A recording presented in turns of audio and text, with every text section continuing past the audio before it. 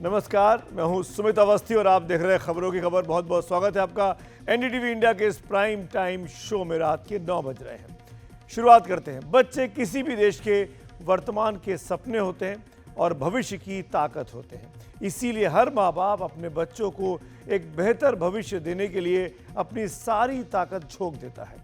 आज खबरों की खबर में हम शुरुआत छात्रों के साथ कोचिंग संस्थान फिटजी FIIT-JEE के उस धोखे से करेंगे जिसने छात्रों को मझधार में लटका दिया है, वो भी ठीक 12वीं और 10वीं की परीक्षाएं शुरू होने के पहले। फरवरी मार्च में ये परीक्षाएं होनी है।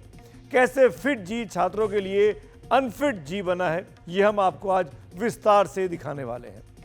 आज दूसरी खबर की ओर जब हम बढ़ेंगे तो आपको लिए चलेंगे मुंबई में सैफ अली खान की जुबानी कहानी सुनाएंगे कि आखिरकार क्या हुआ था उस रात को जब उन पर हमला हुआ था। सैफ ने अपना बयान आज पुलिस को रिकॉर्ड करा दिया है। साथ ही ये भी बताएंगे कि बांग्लादेश तक राजनीति अब इस मामले पर कैसे शुरू हो चुकी है। यानी हमला मुंबई में हुआ लेकिन संबंध भारत और बांग्लादेश के कूटनीतिक संबंधों पर आ गई है। तीसरी खबर के तौर पर आपको खबरों की खबर में हम लिए चलेंगे बीजेपी के चुनाव की तरफ, दिल्ली के चुनाव की तरफ, जहां बीजेपी दिल्ली के चुनाव में यूपी के मुख्यमंत्री योगी आदित्यनाथ पर दांव क्यों आजमा रही है, क्यों बीजेपी को दिल्ली में योगी उपयोगी नजर आ रहे हैं और कैसे योगी ने दिल्ली के चुनाव में उथल पुथल मचाकर रख दिए जब से उन्होंने यहां पर कदम रखा है। और चौथी खबर आपको एनडीटीवी की एक खास खबर के तौर पर दिखाएंगे पूरे विश्लेषण के साथ कि कैसे प्रयागराज और अयोध्या आध्यात्मिक पर्यटन का इतना बड़ा केंद्र बन रहे हैं कि सरकार को लाखों करोड़ों की कमाई हो जाएगी। ये 4 बड़ी खबरें होंगी आज के इस बुलेटिन में। लेकिन शुरुआत करते हैं देश के लाखों बच्चों के भविष्य से जुड़ी इस बड़ी और महत्वपूर्ण खबर से। कोचिंग, ये शब्द सुनकर लगता है मानो बच्चों के लिए इंजीनियरिंग, मेडिकल और दूसरी परीक्षाओं में कामयाबी की कोई गारंटी हो। करीब 200 साल पहले ऑक्सफोर्ड यूनिवर्सिटी में कोच शब्द का पहली बार प्रयोग हुआ। इसे लैंग्वेज के एक टीचर ने किसी छात्र को परीक्षा के लिए ले जाने के लिए इस्तेमाल किया था, लेकिन आज इसका अर्थ बदल चुका है। 33 साल पहले इंजीनियरिंग के लिए उसकी एंट्रेंस एग्जाम के लिए जो कोचिंग सेंटर बना, उसका नाम रखा एक कंपनी ने, एक संस्था ने, जिसका नाम था फिटजी। उसने आज यही लाखों छात्रों को के भविष्य को अधर में लटका कर रख दिया है। एक बड़ा नाम, एक रेपुटेड नाम फिटजी का। इंजीनियरिंग की अगर आप तैयारी करने वाले हैं, एंट्रेंस देने वाले हैं, तो फिटजी का कोर्स माना जाता था कि अगर आपने अच्छे से कर लिया तो आपका एंट्रेंस निकालना आसान हो जाएगा। लेकिन आज फिटजी अनफिट जी बना हुआ है।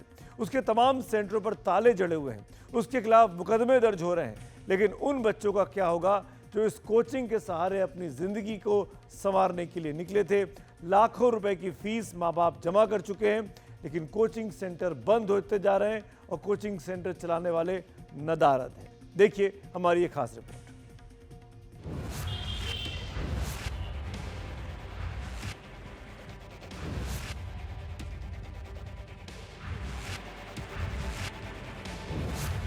दक्षिणी दिल्ली के कालूसराय फिटजी सेंटर में 4-5 दिनों से कोई नहीं आ रहा क्योंकि फिटजी सेंटर बंद है। आप ना, बच्चों का क्या कसूर हो रहा है? बच्चों को तो सर्विस दे दीजिए ना, उनका तो पैसा आप लोगों ने लिया हुआ है। अभी IIT का एग्जाम चल रहा है, फिर अभी 3 महीने बाद 4 महीने बाद नीट होने वाला है। आप मुझे बताइए, ऐसे में बच्चे कहाँ जाएंगे? गाजियाबाद वाले सेंटर में टीचर्स नदारद हैं क्योंकि उन्हें महीनों से तनख्वाह नहीं मिल रही, इसलिए फिटजी सेंटर बंद है।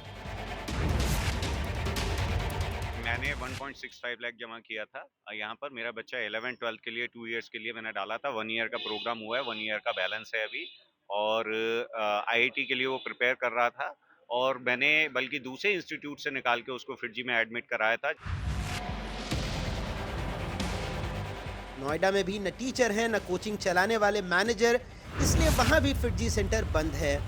फिटजी वाले चोर हैं। और हमने एक्चुअली 2023 जून में उसका एडमिशन कराया था और हमने करीब 4 लाख रुपए एडवांस फीस दिया है 4 साल के कोर्स के लिए। मेरठ में फिटजी वाले छात्रों को 25,000 रुपए देकर आकाश में शिफ्ट किया जा रहा है क्योंकि यहाँ भी फिटजी सेंटर बंद है। मैंने खुद 6 लाख रुपए अपने जमा कर चुका हूँ और 71,000 रुपए अभी बाकी है। तो इन्होंने ये बोला कि अभी आज से 20 दिन पहले भी हमने पूछा कि सर आपको ऐसी बात तो नहीं है? उन्होंने कहा नहीं सर आप जमा कर दीजिए, और आज से 20 दिन पहले 3 तारीख को इन्होंने 1,04,000 रुपए का डिडक्शन भी कर लिया। लखनऊ के अलीगंज में 3-4 दिनों से सेंटर पर ताला लटका हुआ है और छात्रों पर दबाव डाला जा रहा है कि वो दूसरे कोचिंग में शिफ्ट हो जाएं, इसलिए वहां फिटजी सेंटर बंद है। हम लोगों ने करीब 90% पेमेंट, करीब 3 लाख से ज़्यादा पेमेंट कर चुके हैं। 6 लाख 392 बेटी का फीस था और बेटे का 192 के अराउंड था। मतलब लमसम 6 लाख रुपए दोनों का मिला। हाँ, 1 साल से ज़्यादा हो गया। उससे पहले से हम लगे हुए हैं, उनको करीब 10 चिट्ठियाँ लिखी कि इनरोलमेंट कैंसिल करके फ़ी वापस करिए, कम से कम दूसरी जगह हम लोग डाल सकें, लेकिन कोई रिस्पॉन्ड नहीं उनकी। वाराणसी में फिटजी के छात्रों को जबरन आकाश में पढ़ने को भेज दिया गया है क्योंकि यहाँ भी फिटजी सेंटर बंद है। प्लेस ही चेंज हुआ है, बाकी जो टीचर्स पढ़ा रहे हैं, जो मटेरियल से हम लोग पढ़ रहे हैं, जो पढ़ाने का तरीका है, सब सेम ही है, बस बिल्डिंग ही चेंज हुई है, उसके अलावा कोई रियल डिफरेंस नहीं है। ये बंद होते फिटजी के वो सेंटर हैं जो इस सिद्धांत की दुहाई देता है जिसमें ट्रूथ, ट्रांसपेरेंसी और कमिटमेंट है, लेकिन आज ये तीनों गायब है। ये बंद उन सपनों का बंद हो जाना है जिसे कोचिंग सेंटर को मोटी रकम देकर लोगों ने खरीदा था। इन कोचिंग संस्थाओं में सपने बेचे जाते हैं और बदले में कोचिंग चलाने वालों पर होती है छप्पर फाड़ कमाई की नेमत। यहाँ सपने आगे चलकर बड़ा इंजीनियर या डॉक्टर बनने के होते हैं, लेकिन उन सपनों पर अनाप शनाप फीस कुंडली मारकर बैठ जाती है। फिर एक दिन ऐसा आता है कि कोचिंग वाले अपनी दुकान समेटकर 9-2-11 हो जाते हैं और छात्रों और अभिभावकों के सामने छोड़ जाते हैं सपनों की जगह मायूसी। फिटजी के अलग अलग सेंटर के अचानक बंद हो जाने से आज यही माहौल है।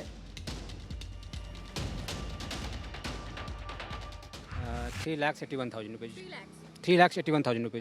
और मतलब सारे पैसे आपने पूरे कर दिए लेकिन पढ़ाई पूरी नहीं? 39,000 का एक चेक बाकी है हमारा। हाँ, 4,20,000 रुपये। फिर भी आपने बहुत सारा पैसा तो पहले ही पे कर 90% हमने पे कर दिया। जी। कितने पैसे दिए? मैंने पूरा एडवांस दे दिया है, 5.5 lakh. 5.5 lakh? That is a huge amount. Actually it is. And on top of that, not the amount, not the money, उससे भी ज़्यादा इम्पोर्टेंट ये है कि बच्चों की पढ़ाई बहुत हैम्पर हो रही है। मुझे अपनी डॉटर की सबसे ज़्यादा चिंता है। अभी 15 दिन बाद उसका बोर्ड है। बच्चा खुद गिल्ट में है कि माँ बाप का पैसा ऐसे पानी में बह रहा है, it's going into drains, right? और वो खुद भी अपने फ्यूचर के लिए बहुत ज़्यादा इनसिक्योर्ड है कि हमारे टाइम ऐसे हो गया, mama would I be able to clear my JEE in 1 year और 2 years? कम से कम ये पूरे ऑल ओवर इंडिया में 1.5 से 2,000 करोड़ रुपए का घोटाला है और प्रशासन हाथ पे हाथ रख के बैठा हुआ, उनकी नज़र में ये कुछ हुआ ही नहीं है। कोचिंग से जुड़े सूत्रों से एनडीटीवी को जो जानकारी मिली है उसके मुताबिक 2005 में फिटजी कोचिंग ने फ्रेंचाइजी देना बंद कर दिया। संस्थान का नाम बड़ा होने की वजह से कई इन्वेस्टर्स भी संस्थान को मिल गए। करीब 6-7 साल पहले कोचिंग सेंटर से कोचिंग का पैसा दूसरी जगहों पर इन्वेस्ट करना शुरू कर दिया गया। इस बीच 2020 में कोविड आया तो छात्रों ने पैसे की तंगी में नाम कटवाना शुरू कर दिया। साथ ही कुछ अच्छे शिक्षकों ने ऑनलाइन क्लास में अपने व्यक्तिगत भविष्य देखते हुए संस्थान से खुद को अलग कर लिया। दूसरी तरफ दूसरी जगह फिटजी कोचिंग ने निवेश किया, वहां से उम्मीद के मुताबिक पैसा रिटर्न नहीं आ रहा था। मार्केट में अपनी वैल्यू बढ़ाने के लिए फिटजी कोचिंग ने स्टूडेंट्स को कम पैसों में एडमिशन दे दिए। इससे छात्रों की संख्या में इजाफा हो गया। ये दिखाकर फिर से निवेशकों से पैसे लिए गए। कोविड के बाद छात्र ज़्यादा पैसा नहीं दे पाए तो कंपनी की हालत बिगड़ती गई। अब तनख्वाह तक नहीं मिलने से शिक्षक भागने लगे। नतीजतन धीरे धीरे सेंटर बंद होने लगे। कोचिंग चलाने वाले पैसे के पीछे भागते रहे, जिसका नतीजा आज छात्रों को भुगतना पड़ रहा है। जो स्थिति है बहुत दुर्भाग्यपूर्ण है। ऐसा नहीं होना चाहिए था क्योंकि इससे अभिभावक और बच्चों दोनों का विश्वास खत्म होता है और इसमें हम फेडरेशन के तरफ से अपनी नजर बनाए हुए हैं और हम स्टैंड भी लेना चाह रहे हैं स्टूडेंट्स के लिए। अभी प्रायोरिटी ये है कि बच्चों का नुकसान एग्जाम टाइम में ना हो। अभी जेईई की बहुत इंपॉर्टेंट परीक्षा चल रही है और आगे आने वाले समय में एडवांस्ड भी होना और इन बच्चों के लिए कहाँ जाएं ये स्थिति बनी हुई है। वैसे पूरे मामले में एनडीटीवी ने देश भर में फिटजी में पढ़ने वाले बच्चों के अभिभावकों से बात की तो उनकी पीड़ा का निचोड़ ये है कि अचानक सेंटर्स पर ताला जड़ा जा रहा है, जबकि छात्रों से 4-4 लाख रुपए की फीस ली गई है। सेंटर तो बंद कर दिए गए, लेकिन फिटजी प्रबंधन से कोई जवाब नहीं मिल रहा, बल्कि उन्हें दूसरे कोचिंग सेंटर में जबरन शिफ्ट होने के लिए कहा जा रहा है। ये वन मैन शो है। आई एम नॉट अवेयर कि ये कंपनी भी है या नहीं, बट वन मैन शो तो है कम्प्लीटली। और वन मैन अगर इस तरीके से बिहेव कर रहा है, इसका मतलब he has certain other plans up his sleeve. ये मेरा अपना, अगर हमको इन्वेस्टिगेट करना रहेगा तो I will start with this premise कि वन मैन शो है, और ये एक प्लान है which is an alternative plan which has got nothing to do with coaching.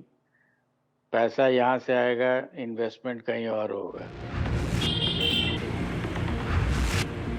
1992 में जब फिटजी सेंटर बना तो इसका मकसद इंजीनियरिंग की तैयारी करने वाले छात्रों को कोचिंग की बेहतर सुविधा देना था, लेकिन वक्त के साथ कोचिंग सेंटर पैसा कमाने की मशीन में बदलते गए। अब दिल्ली से मुंबई और पटना से लखनऊ तक तमाम फिटजी सेंटरों के बंद होने पर सवाल उठता है कि फिटजी सेंटर में जो बच्चे पढ़ते थे उनका भविष्य क्या होगा, कब तक बच्चे अधर में लटके रहेंगे, इसका जवाब कौन देगा। सेंटर बंद हो रहे हैं तो स्थिति स्पष्ट क्यों नहीं की गई। छात्रों के कोर्स अभी अधूरे हैं तो यह अधूरा कोर्स कैसे पूरा होगा, फिर उन छात्रों की लाखों की फीस को वापस कौन करेगा। लेकिन इस पर भी फिटजी का मैनेजमेंट मौन है और अभिभावक खुद को ठगा हुआ महसूस कर रहे हैं। 12वीं पास करके इंजीनियरिंग या मेडिकल की पढ़ाई की तमन्ना रखने वाले छात्र आज मुश्किलों के त्रिकोण में फंसे हैं। एक तरफ अंधाधुंध पैसा कमाने की कोशिश में जुटे कोचिंग सेंटर हैं, दूसरी तरफ पेपर लीक के कारण परीक्षाओं की ईमानदारी संदेह के घेरे में आ रही है, और तीसरी तरफ वो मनोवैज्ञानिक प्रेशर है जिसके कारण मासूम बच्चे खुदकुशी तक कर लेते हैं। जिस कोटा को कोचिंग फैक्ट्री के रूप में जाना जाता है, वहां से अक्सर छात्रों की खुदकुशी की खबरें आती रहती हैं। आप ये जानकर हैरान रह जाएंगे कि जनवरी के शुरुआती 22 दिनों में ही अब तक 6 छात्रों ने खुदकुशी कर ली है। एनडीटीवी इंडिया की रिपोर्ट। फिट जी की तो आपने बात देखी, लेकिन कई बार ऐसी खबरें आती हैं कि कोचिंग सेंटर बंद होंगे, क्योंकि ये कोचिंग सेंटर बच्चों पर मनोवैज्ञानिक असर डालते हैं और अभिभावकों पर तो मनोवैज्ञानिक और आर्थिक दोनों असर सीधे तौर पर डालते हैं। कैसे ये चीज़ें होती हैं, आपको हम कुछ उदाहरण के साथ समझाने की कोशिश करते हैं। एक मीडिया रिपोर्ट के मुताबिक 2024 में कोटा में, जिसको कि भारत का कोचिंग कैपिटल कहते हैं, कोटा में कोचिंग छात्रों की संख्या में 30 से 40% की कमी आ गई है। कभी यहाँ पर सालाना 2 से 2.5 लाख तक छात्र आते थे, लेकिन अब ये संख्या 85,000 से 1 लाख तक घट चुकी है। इसके कारण उद्योग विशेषज्ञों के मुताबिक सालाना राजस्व 6500 से 7,000 करोड़ रुपए से घटकर 3500 करोड़ रुपए पर आ चुका है। दिसंबर में यह खबर आई कि एलन करियर इंस्टीट्यूट ने 60 से ज़्यादा शहरों में अपने कोचिंग सेंटर में 200 से ज़्यादा कर्मचारियों को निकाल दिया है। यहाँ की स्थिति भी अच्छी नहीं बताई गई। उसी तरह कई कंपनियां खरीदने के चक्कर में बायजूस, एक और बड़ी कंपनी जो कि ऑनलाइन पढ़ाती थी, वो भी घाटे में चली गई। वित्त वर्ष 2021-22 में इस कंपनी ने 5,592 करोड़ रुपए का घाटा दिखाया। वहीं 23-24 के दौरान ये घाटा 2,428 करोड़ रुपए पर था। लेकिन इसका विरोधाभास तब दिखता है जब आप कोचिंग संस्थानों से मिलने वाले जीएसटी के कलेक्शन को देखते हैं। पिछले 4-5 सालों में कोचिंग इंस्टीट्यूशन से मिलने वाले जीएसटी कलेक्शन में जबरदस्त बढ़ोतरी देखी गई है। आपके सामने कुछ आंकड़े रखता हूं। वित्त मंत्रालय के राजस्व विभाग के आंकड़ों के मुताबिक 19-20 में जहां कोचिंग संस्थानों से 2,240 करोड़ 73 लाख रुपए का जीएसटी मिला था, वहीं 20-21 में कोविड के बावजूद इसमें मामूली गिरावट हुई और यह आंकड़ा 2,215 करोड़ 24 लाख का रहा। लेकिन 21-22 में यह आंकड़ा बढ़ा और 3,045 करोड़ 12 लाख रुपए तक का जीएसटी कलेक्ट किया गया। 2022-23 में 4,667 करोड़ 3 लाख रुपए का जीएसटी कलेक्ट किया गया। वहीं 2023-24 में यह संख्या बढ़कर 5,517 करोड़ 45 लाख रुपए तक पहुंच गई। यह आंकड़े राज्यसभा में सरकार की तरफ से दिए गए थे। आइए बढ़ते हैं आज की अगली खबर की ओर, और ये मुंबई से आ रही है। फिल्म अभिनेता सैफ अली खान की है। उन पर हमले की गुत्थी अब भी उलझी हुई है। आज सैफ ने पुलिस के सामने अपना बयान भी दर्ज कराया। बताया कि उन्होंने आरोपी को पकड़ लिया था, लेकिन लगातार चाकू के वार की वजह से उनकी पकड़ ढीली पड़ गई। इधर सैफ पर हमले और उनके हमलावर को लेकर मुंबई से बांग्लादेश तक अब राजनीतिक सवाल जवाब भी शुरू हो गए। ये शख्स 1:37 पर सैफ की इमारत की सीढ़ियां चढ़ता दिखा और 2:33 पर उतरता नजर आया। इस 56 मिनटों में वो सैफ के छोटे बेटे जहांगीर के कमरे में दाखिल हुआ। उसने सहायिका पर हमले की कोशिश की और फिर सैफ को लहलुहान कर भाग निकला। 15-16 की दरमियानी रात हुए इस हमले के बाद 5 दिन अस्पताल में रहे सैफ अली खान ने शुक्रवार को पुलिस के सामने बयान दिया। पुलिस सूत्रों के मुताबिक सैफ अली खान ने बताया, सबसे पहले एलियामा फिलिप्स ने हमलावर को देखा था। वो कमरे में छोटे बेटे जहांगीर के साथ थी। एलियामा फिलिप्स के चीखने की आवाज सुनकर वो और करीना बाहर निकले। उन्होंने देखा कि कोई अजनबी फिलिप पर हमला कर रहा है। सैफ उसकी तरफ बढ़े और उन्होंने उसे पकड़ लिया। अजनबी ने भागने के लिए उन पर चाकू से वार किए। सैफ के मुताबिक इसके बाद आरोपी पर उनकी पकड़ ढीली हो गई। तो सैफ अली खान का बयान उन सारे ब्यौरों से मिलता जुलता है जो अब तक सामने आए हैं। सैफ को जो चाकू लगा उसके हिस्से भी अलग अलग जगहों से बरामद किए गए। एक हिस्सा सैफ की रीढ़ की हड्डी के पास धंसा दिखा। सैफ अली खान की मेडिकल रिपोर्ट बताती है कि उनकी कमर पर 0.5 सेंटीमीटर से 1 सेंटीमीटर तक चाकू का जख्म था। गले की ओर 10 से 15 सेंटीमीटर तक की चोट थी और कई जगह से खून निकल रहा था। कोहनी के पास भी 5 सेंटीमीटर की चोट थी। इधर शुक्रवार को सैफ के आरोपी शरीफुल शहजाद को कोर्ट में पेश किया गया, जिसकी पुलिस रिमांड 5 दिन और बढ़ा दी गई। सरकारी वकील ने दलील दी। ये पता करना बाकी है कि उसने चाकू कहां से खरीदा था। ये जानना है कि इस साजिश में उसके साथ और भी लोग थे या नहीं। जो जूते उसने पहन रखे थे उसे बरामद किया जाना है। ऑलरेडी उन्होंने जो वेपन है वो रिकवर कर लिया गया है और उनके जो क्लोथ्स है वो भी रिकवर कर लिए गए और जो फॉरेंसिक को जो भेजना चाहिए था उनको उन्होंने वो सारी चीजें सेंड कर दी है।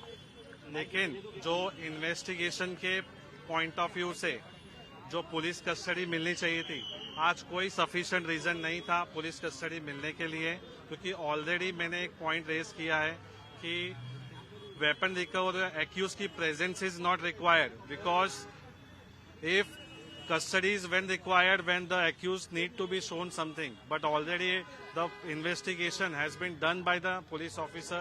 वो बंदा है ही नहीं उसमें, सीधा सीधा आप भी देख सकते हो फोटो से पता चलता है। हालांकि शहजाद के वकील ने पुलिस हिरासत बढ़ाए जाने का विरोध किया। उन्होंने कहा कि सीसीटीवी फुटेज में दिख रहा शख्स कोई और है, उनका चेहरा शहजाद से नहीं मिलता। उधर शुक्रवार को एनडीटीवी के साथ शरीफुल शहजाद के पिता ने बांग्लादेश से बात की।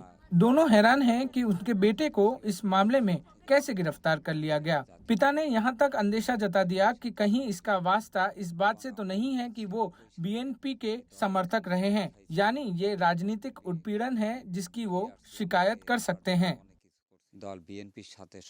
हम बीएनपी पार्टी से जुड़े होने के कारण वहां के स्थानीय लोग हमसे नाराज थे। मेरा लड़का घर पर अच्छे से रह रहा था, लेकिन 7 जनवरी 2024 के बाद मुझे कहने लगा कि हम यहाँ नहीं रह पाएंगे और उसके बाद वो कहाँ गया हमें नहीं पता था। बाद में हमें सुनने में आया कि वो भारत में है। इस घटना में वो जुड़ा है कि नहीं हमें नहीं पता।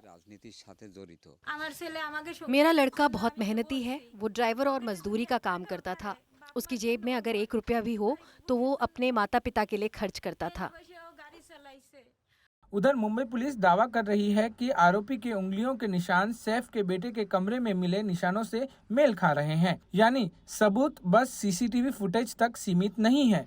पुलिस ने 2 दिन पहले ही क्राइम सीन रिक्रिएट किया था, लेकिन एक तरफ पुलिस अपना केस मजबूत करने में जुटी है, दूसरी तरफ नए सवाल सामने आ रहे हैं।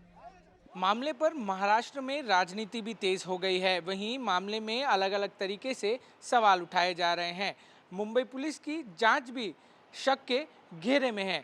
ऐसे में सीसीटीवी और आरोपी के फुटेज ने मुंबई पुलिस की चुनौतियां बढ़ा दी हैं। मुंबई से कैमरामैन प्रवीण रोहित के साथ पारस दामा, एनडीटीवी इंडिया के लिए। और ये मुंबई से आप लिए चलते हैं आपको सीधे दिल्ली, और दिल्ली में चुनाव की बात कर लेते हैं। इस वक्त दिल्ली में चुनाव है, हर दल तमाम मुद्दों पर अपने दांव लगा रहे हैं। बीजेपी ने अपने तुरुप के पत्ते के रूप में यूपी के मुख्यमंत्री योगी आदित्यनाथ को मैदान में उतार दिया है। योगी ने गुरुवार को दिल्ली में चुनावी सभाओं में जो कुछ कहा उसकी छाप शुक्रवार को भी दिखाई पड़ी। जहां आम आदमी के तीखे बयान आए, वहीं उत्तर प्रदेश में बीजेपी से लड़ने वाले समाजवादी पार्टी के अध्यक्ष अखिलेश यादव ने भी केजरीवाल के समर्थन में बयान दे दिया। इन्होंने बांग्लादेशी घुसपैठियों की मदद से यहां पर इनके पार्षद और इनके पदाधिकारियों ने मिलकर के 2020 में किस निर्ममता के साथ दंगा करवाने का काम किया था। दिल्ली चुनाव में आरोपों के तीर तो काफी दिनों से छोड़े जा रहे थे, लेकिन चुनाव में एक झटके में नई गर्मी तब आई जब उत्तर प्रदेश के मुख्यमंत्री की एंट्री हुई। फिर तो 5 मुद्दों ने रफ्तार पकड़ ली। यमुना की गंदगी, कूड़े का ढेर, दिल्ली के वो दंगे, रोहिंग्या और घुसपैठिए और अतिक्रमण पर बुलडोजर अहम हो गए। खास बात यह है कि मैली यमुना को लेकर योगी का अरविंद केजरीवाल पर कटाक्ष सबसे ज्यादा सुर्खियों में आया।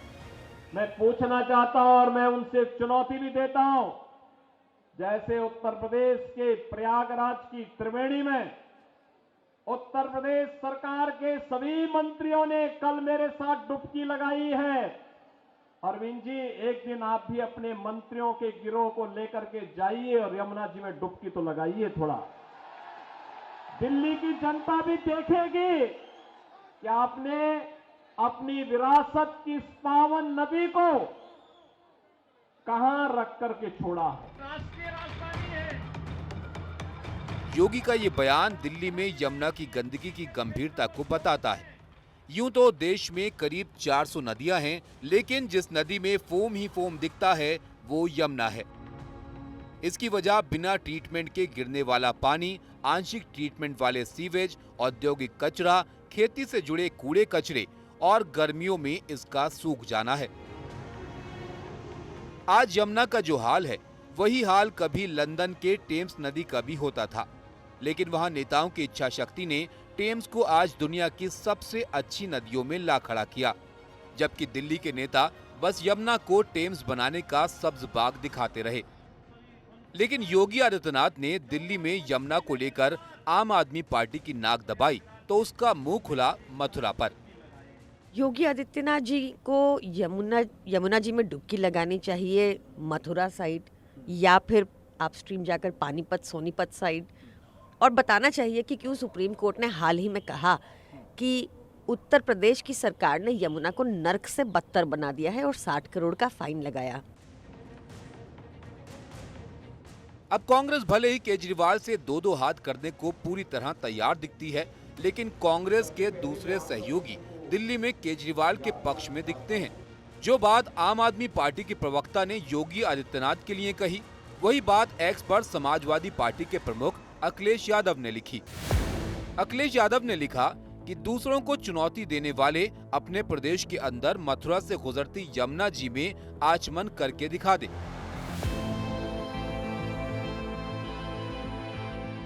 इस वक्त प्रयागराज में महाकुंभ चल रहा है। उसकी चर्चा मुख्यमंत्री योगी आदित्यनाथ ने दिल्ली से मिल्कीपुर तक की। केजरीवाल पर योगी आदित्यनाथ ने भी निशाना साधा, लेकिन मथुरा पर नहीं बल्कि महाकुंभ पर। इनकी सहानुभूति कभी किसी गरीब के प्रति नहीं होती है, किसी कमजोर के प्रति नहीं होती है। ये लोग उस हर कार्य का विरोध करते हैं।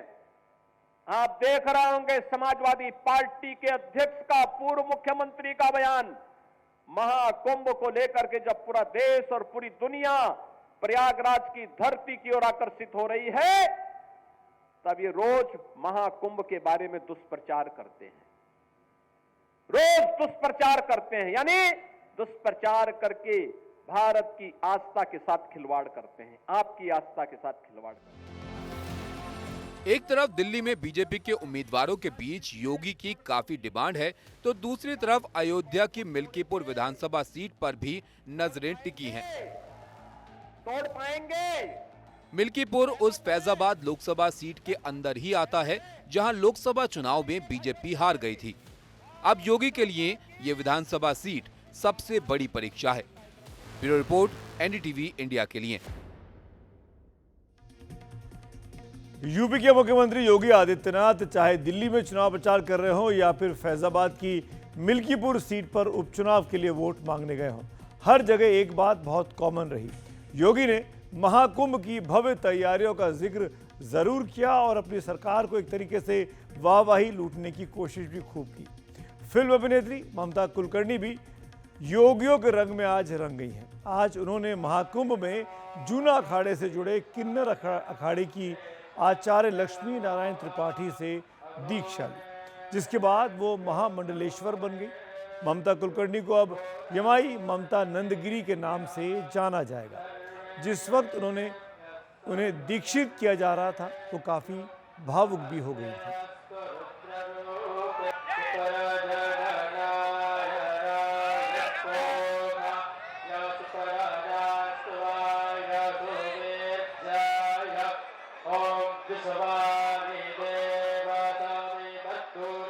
आध्यात्मिक यात्रा पर ममता कुलकर्णी क्या कह रही हैं? मैंने जो 23 साल से ध्यान और तप मेरे गुरु द्वारा जो भी मुझे प्राप्त हुआ, मैं सबको आध्यात्मिक जीवन के द्वारा सबको स्वतंत्र करने आई हूँ। और मुझे लक्ष्मी नारायण त्रिपाठी से बेहतर कोई और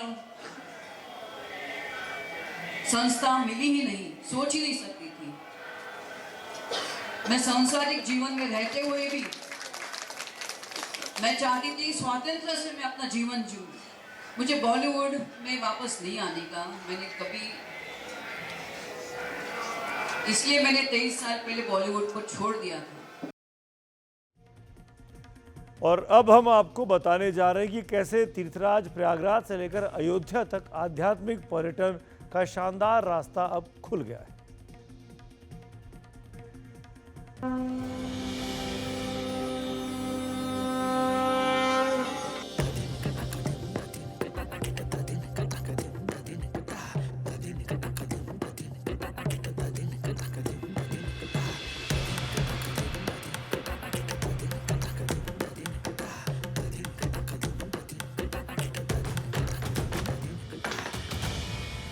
महाकुंभ में पहले 11 दिन 10 करोड़ लोगों की डुबकी।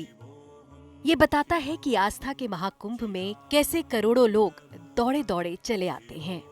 इसलिए ये महाकुंभ अध्यात्म के साथ आर्थिक तरक्की का भी अमृत कलश पैदा कर रहा है। वैश्विक मंच पर इस समय हमारा प्रयागराज छाता हुआ दिखाई दे रहा है। जिस श्रद्धा के साथ पिछले एक सप्ताह के अंदर 9.25 करोड़ से अधिक श्रद्धालुओं ने संगम में आकर के पावन स्नान का आनंद लिया है, अनुभूति की है, वह यानी अविस्मरणीय है, अकल्पनीय है। तो प्रयागराज म्युनिसिपल कॉरपोरेशन प्रयागराज के लिए एक सुपर स्पेशलिटी हॉस्पिटल के लिए एक बॉन्ड जारी करने जा रहा है। ऐसे ही आगरा के लिए एक बॉन्ड जारी होने जा रहा है। वहाँ से संबंधित जो आवश्यकता है वहाँ का म्युनिसिपल कॉरपोरेशन जारी करेगा। और वाराणसी काशी विश्वनाथ धाम आदरणीय प्रधानमंत्री जी की प्रेरणा से बनने के बाद काशी वैश्विक पटल पर छा रहा है। तो स्वाभाविक रूप से 3 म्युनिसिपल कॉरपोरेशन के बॉन्ड जारी करने की कार्रवाई को भी यहाँ पर आज घोषणा के साथ हम लोगों ने इसको जोड़ा है।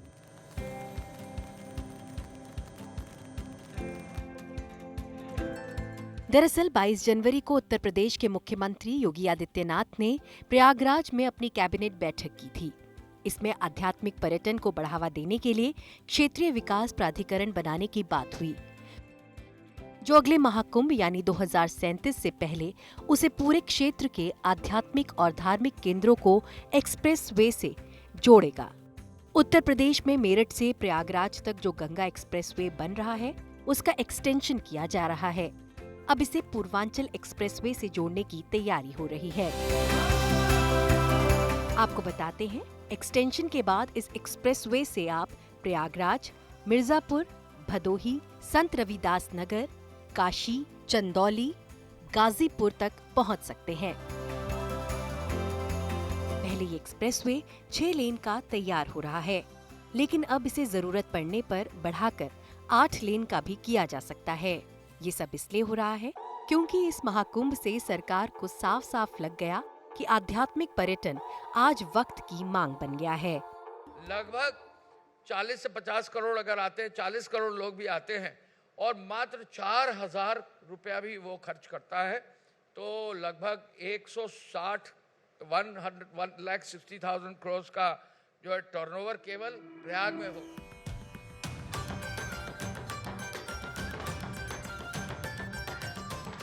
इस महाकुंभ की तैयारी के लिए योगी सरकार ने काफी पहले से पूरी ताकत झोंक दी थी। इस मेगा इवेंट के लिए 7,000 करोड़ रुपए का बजट रखा गया था, लेकिन उम्मीद है कि 40 करोड़ लोगों के आने से 2 लाख करोड़ रुपए का राजस्व आएगा। आज अध्यात्म और आर्थिक विकास के इस संगम पर प्रयागराज का महाकुंभ खड़ा है। पिछले 10 दिन में प्रयागराज में 10 करोड़ श्रद्धालुओं ने पावन त्रिवेणी के संगम में स्नान किया। 10 करोड़ लोगों ने। दुनिया के तमाम देशों की आबादी 10 करोड़ नहीं है।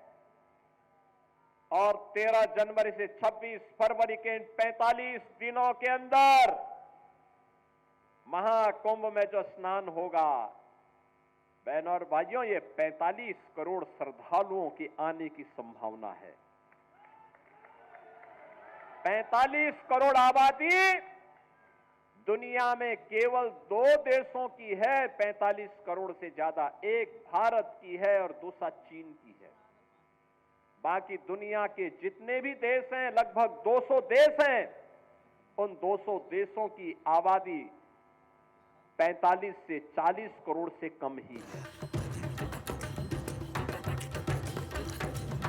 एक तरफ प्रयागराज का महाकुंभ है, तो दूसरी तरफ अयोध्या में भव्य राम मंदिर के निर्माण का भी 1 साल पूरा हो चुका है। पिछले साल पौष शुक्ल द्वादशी को 22 जनवरी के दिन अयोध्या में प्रधानमंत्री नरेंद्र मोदी ने राम मंदिर को राष्ट्र के नाम समर्पित किया था। उसके बाद से श्रद्धालुओं और सैलानियों का वहां जाने का तांता लग गया। उत्तर प्रदेश सरकार के मुताबिक पिछले 1 साल में आगरा से ज्यादा अयोध्या की तरफ देसी सैलानियों ने रुख किया है। जनवरी से दिसंबर 2024 में जहां अयोध्या में 13 करोड़ 55 लाख सैलानी पहुंचे, वहीं आगरा में इस दौरान 11 करोड़ 59 लाख लोग पहुंचे।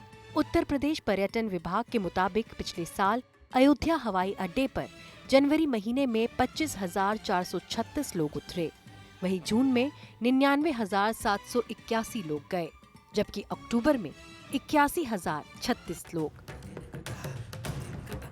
जाहिर है कि अयोध्या से प्रयागराज तक आस्था का अमृत झलक रहा है, तो उसके साथ मजबूत अर्थव्यवस्था के लिए पैसों की भी बरसात हो रही है। Bureau report, NDTV India.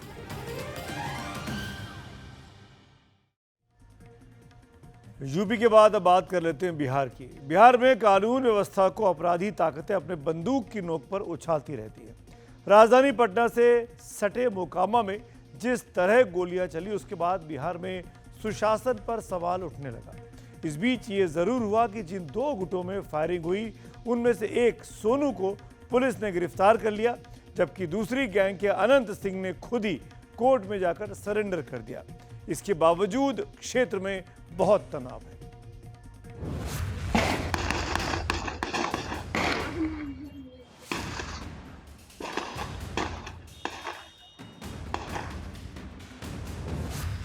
Anant Singh versus Sonu Monu. Patna के मोकामा में गैंग वॉर।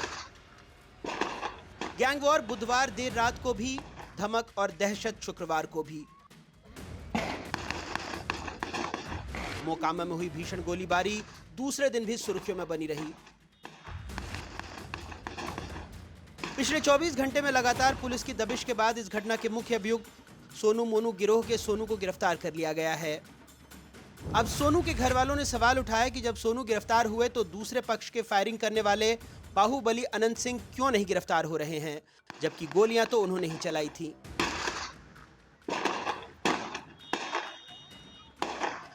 इन सवालों के उठने के कुछ देर बाद इस गैंगवॉर के मुख्य आरोपी और पूर्व विधायक अनंत सिंह ने कोर्ट में सरेंडर कर दिया कोर्ट ने उन्हें 14 दिनों के लिए पटना के बेऊर जेल में भेज दिया। वैसे इस मामले में आज 3 लोग पुलिस हिरासत में गए हैं।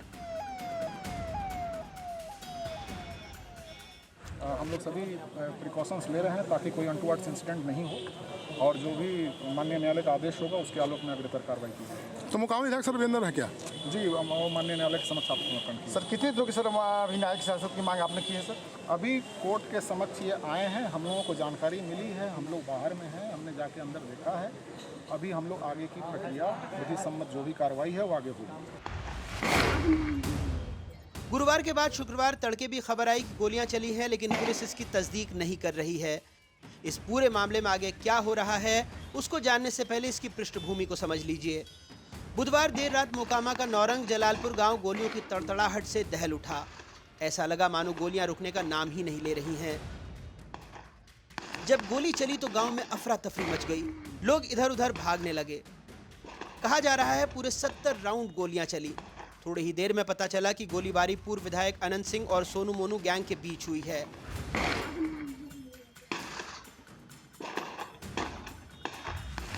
अनंत सिंह इस इलाके के पुराने बाहुबली और पूर्व विधायक हैं, उनकी पत्नी मौजूदा विधायक। वहीं सोनू मोनू भी एक समय अनंत सिंह के काफी करीबी हुआ करते थे। एक पुरानी तस्वीर भी सामने आ गई जिसमें सोनू और मोनू अनंत सिंह के साथ दिख रहे हैं। अनंत सिंह और सोनू मोनू गैंग दोनों ही इस इलाके के बड़े कारोबार में अपना दबदबा रखते हैं, खास तौर पर बाढ़ में चल रहे एनटीपीसी पावर प्रोजेक्ट में। बुधवार का मामला संपत्ति विवाद से जुड़ा है। सोनू मोनू ने गांव के ही एक परिवार के घर में ताला जड़ दिया। कहा जा रहा है कि मसला पैसे के लेन देन से जुड़ा हुआ है। ये भी कहा जा रहा है कि जब पीड़ित व्यक्ति अपनी गुहार लेकर अनंत सिंह के पास पहुंचा तो अनंत सिंह दल बल के साथ गांव में पहुंच गए। फिर क्या हुआ, इस पर दोनों पक्ष की दलील सुन लीजिए।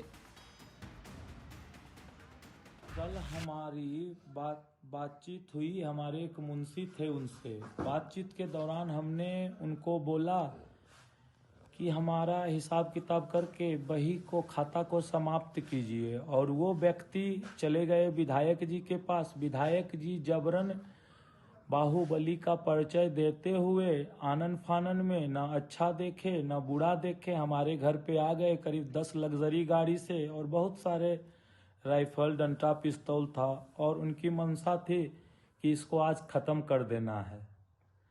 लेकिन जनता जागरूक हुई। 2 आदमी बुलाने के लिए भेजे, गोली चला दिया, तो हमारा गोली आदमी गर्दन में लग गया। तो इधर से भी आदमी था, अपना बचाने के लिए अपना आदमी के गया, दौड़ के बचाया। गांव वालों का दावा है कि आज भी गोलियां चली हैं, लेकिन पुलिस इसकी पुष्टि नहीं कर रही है। वहीं इस पूरे घटनाक्रम के बाद इलाके में तनाव व्याप्त है। लोगों को लगता है कहीं ये गैंग और बेगुनाहों की जान न ले ले। गोली चलाया, उसका आदमी टॉर्च से खोखा चुन रहा था। कुछ खोखा उसको नहीं मिला है, जो कि यहाँ सामने में बरामद है। कितने राउंड चलाया? कितने 15 राउंड गोली फोड़ा है। मोकामा के गांव का यह झगड़ा पटना में राजनीतिक तू-तू मैं-मैं का भी कारण बन गया है। देखिए, मुख्यमंत्री जो है अचेत हो चुके हैं, और अब जो है अपराध जो है आदत हो गई है, और भ्रष्टाचार जो है शिष्टाचार हो चुका है। रूह कब कमाने वाले भी चीज़ें जो हैं अब जो है मामूली चीज़ हो चुकी है इस मौजूदा सरकार में। माननीय मुख्यमंत्री जी इस घटना पे चुप्पी हैं, साधे हुए हैं, और लगातार जो है अपराधी खुल करके स्वीकार कर रहे इंटरव्यू में दोनों पक्ष कि उन लोगों ने गोलियां चलाई। तेजस्वी यादव चलनी दूसरे सूप को जिसमें सहस्त्र छेद खुद हो, ये वही तेजस्वी यादव है ना जो लालू यादव जी के लड़के हैं। जरा पिताजी से घर में पूछ ले, नवविवाहिता पति और पत्नी दिन में निकलने में डर लगता था, वो जंगल राज इस राज्य में नहीं आएगा। जो भी अपराधी होगा नीतीश कुमार के राज में उसे सजा दे। जमीन के झगड़े से शुरू हुई एक लड़ाई अब वर्चस्व के युद्ध में बदल चुकी है। दशकों से जिसके नाम से खौफ टपकता था, उस अनंत सिंह को अब सोनू मोनू खुली चुनौती दे रहे हैं।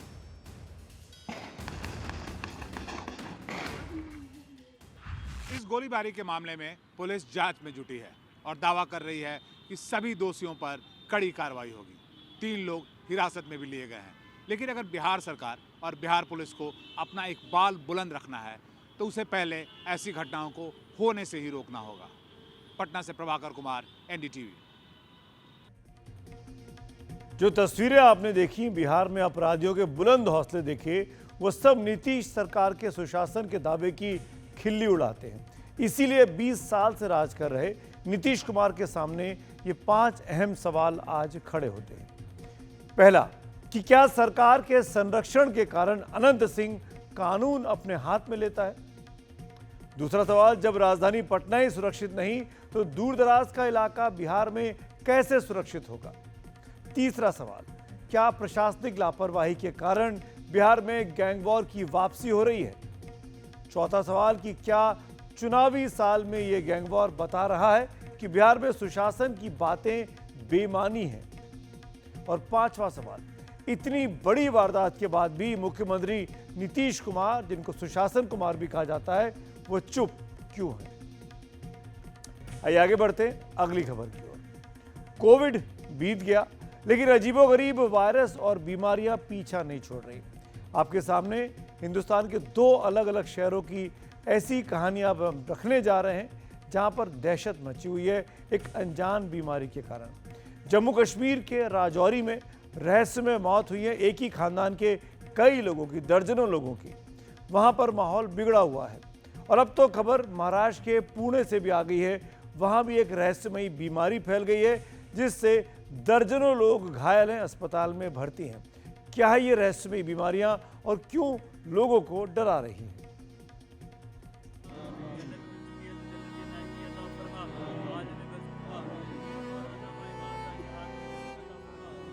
जम्मू कश्मीर के बढाल गांव में 17 लोगों की न समझ में आने वाली मौत के बाद 200 से भी ज्यादा लोगों को क्वारंटीन करके गांव से बाहर ले जाया गया है। गांव को कंटेनमेंट जोन करार दिया गया है। पिछले 2 दिनों के भीतर 6 और लोग बीमार पड़े हैं। लखनऊ की इंडियन इंस्टीट्यूट ऑफ टॉक्सिकोलॉजी को शवों से कैडमियम मिला है, जो मौत का कारण हो सकता है। उसकी जो आरंभिक जांच हुई, जिसमें हमारी एक टॉक्सिकोलॉजी लेबोरेटरी लखनऊ की थी, जो CSIR की लेबोरेटरी है, उससे ये निष्कर्ष निकाला गया कि ये कोई इन्फेक्शन नहीं था, वायरस नहीं था, बैक्टीरिया नहीं था, ये टॉक्सिन था। अब टॉक्सिन क्या था उसकी जांच जारी है। तो एक लंबी सीरीज है टॉक्सिन्स की, जिनको लेकर के टेस्टिंग की जा रही है। लेकिन मुझे लग रहा है कि जल्द ही उसका भी समाधान होगा और अगर कोई शरारत है या कोई और उसके अंदर मेलाफाइड कोई गतिविधि रही है तो उसका भी पता चल जाएगा। बीमारी से मरने वाले 17 लोगों में से 14 बच्चे भी हैं। ये तय है कि ये बीमारी वायरस या बैक्टीरिया से नहीं फैली है। यहाँ के एक झरने में कीटनाशक मिले हैं और उसे सील कर दिया गया है। शक है कि बीमारी की जड़ यही है। न्यूरोटॉक्सिन में नर्वस सिस्टम को जो तबाह करता है, वो मैंने बताया भी कि दिमाग के कुछ हिस्सों को जो डैमेज करता है। देखिए, एक बार मैंने बताया कि दिमाग अंदर से ब्रेन स्टेम बोलते हैं, वो डिस्ट्रॉय होगा, वो सोजिश होगी, वो नेक्रोज हो गया, तो फिर तो स्पोर्टिव थेरेपी है ना। फिर आपने सिर्फ वेंटिलेशन डाल के उसकी सांस चलानी है, आप रिवर्स नहीं कर सकते। अब जरूरत है कि जल्द से जल्द बीमारी की वजह का पता लगाकर उसका इलाज हो और इस बात की जांच हो कि हालात यहाँ तक कैसे पहुँचे। उधर पुणे में एक बेहद रेयर लेकिन गंभीर बीमारी गुइलन-बारी सिंड्रोम सामने आई है। अब तक 69 मामलों की पुष्टि हो चुकी है। ये एक दुर्लभ ऑटो इम्यून बीमारी है जिसमें रोग प्रतिरोधक प्रणाली शरीर की नसों पर हमला करती है। GBS के कारण मरीजों में कमजोरी, सुन्नपन और श्वसन तंत्र की दिक्कतें देखी जा रही हैं। अब तक इस बीमारी के 67 से ज्यादा मामलों की पुष्टि हो चुकी है, जिनमें से 12 मरीजों को ICU में भर्ती करना पड़ा है। ये बीमारी आमतौर पर वायरस संक्रमण के बाद होती है और पुणे में बढ़ते मामलों का कारण हाल में फैले वायरस संक्रमण को माना जा रहा है। डॉक्टरों का कहना है कि शुरुआती पहचान और सही इलाज से मरीज पूरी तरह ठीक हो सकते हैं। स्वास्थ्य विभाग ने इस आउटब्रेक को नियंत्रित करने के लिए एक विशेष टीम गठित की है और सभी मेडिकल कॉलेज और अस्पतालों को अलर्ट पर रखा गया है। 2 लाख घरों में सर्वे चल रहा है। पुणे से जम्मू कश्मीर तक फैली ये अलग अलग बीमारियां बता रही हैं कि सेहत के मोर्चे पर बहुत सारी कामयाबियों के बावजूद हम लगातार नई चुनौतियों से भी जूझने को मजबूर हैं।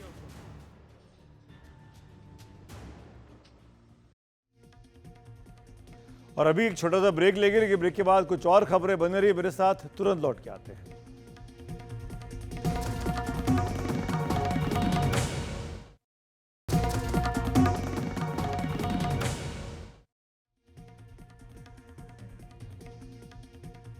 और ये बात करते हैं पूर्व क्रिकेटर वीरेंद्र सहवाग की। अपने बल्ले से आतिशी पारी खेलने वाले सहवाग की शादी वाली पारी के खत्म होने की अटकलें लग रही हैं। सहवाग और उनकी पत्नी आरती अहलावत ने इंस्टाग्राम पर एक दूसरे को अब अनफॉलो कर दिया है। इसके बाद से ही इनकी करीब 21 साल की पार्टनरशिप टूटने की अब आशंका जताई जाने लगी है। परिवार के करीबी सूत्रों ने भी तलाक की आशंका से इनकार नहीं किया। उनका कहना है कि दोनों कई महीनों से अलग रह रहे हैं और ये दूरी धीरे धीरे तलाक में बदल सकती है। सहवाग ने वाइफ आरती के साथ इंस्टाग्राम पर आखिरी तस्वीर 28 अप्रैल 2023 को ही पोस्ट की थी। तब उन्होंने दुबई की तस्वीर शेयर की थी, जिसके कैप्शन में लिखा था, जीने और सपने देखने के बीच में कहीं। इसके बाद उन्होंने आरती के साथ वाली कोई भी तस्वीर साझा नहीं की।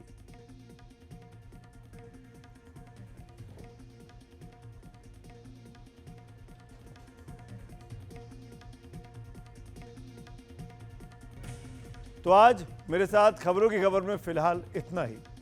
शुभ रात्रि।